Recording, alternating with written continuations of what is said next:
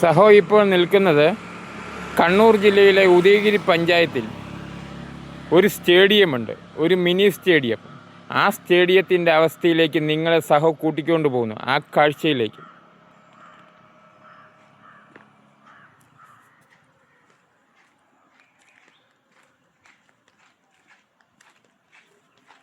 സഹോ ഇപ്പോൾ സ്റ്റേഡിയത്തിൻ്റെ ഉള്ളിലേക്ക് കയറാൻ പോവുകയാണേ.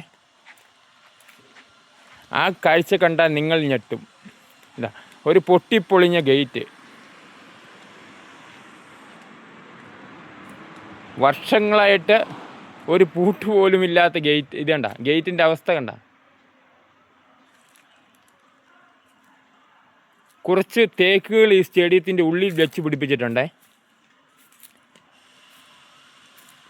അതൊക്കെ നല്ലതാണ്, നല്ല തണുപ്പ് വരെ കിട്ടുന്നുണ്ട്. ഈ സ്റ്റേഡിയത്തിൽ കളിക്കാൻ വരുന്ന കുട്ടികൾക്കെല്ലാം ഇരിക്കുമ്പോൾ നല്ല തണുപ്പൊക്കെ കിട്ടുന്നുണ്ട്, അതൊക്കെ നല്ലതാണ്.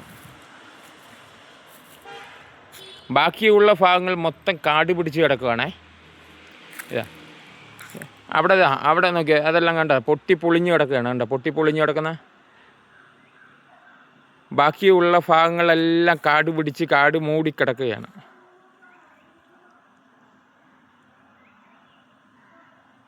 കുറച്ച് ഭാഗം മാത്രം കുട്ടികൾക്ക് കളിക്കാനുള്ള സ്ഥലമുണ്ട്, ബാക്കിയെല്ലാം കാട് പിടിച്ച് പൊട്ടിപ്പൊളിഞ്ഞ് കിടക്കുകയാണ്. മതിലൊക്കെ പൊളിഞ്ഞ് കിടക്കുകയാണ്. അതിസുന്ദരമാണ് ഈ സ്റ്റേഡിയം.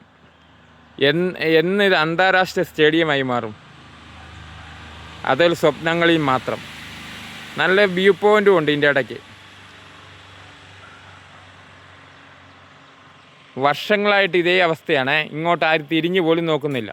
എൻ്റെയൊക്കെ ചെറുപ്പകാലം മുതൽ ഈ സ്റ്റേഡിയം ഇങ്ങനെ തന്നെ. എൻ്റെയൊക്കെ പ്രതീക്ഷ എന്ന് പറഞ്ഞാൽ ഭാവിയിൽ ഇതൊരു അന്താരാഷ്ട്ര സ്റ്റേഡിയമായിട്ട് മാറണമെന്നുള്ളതാണ്.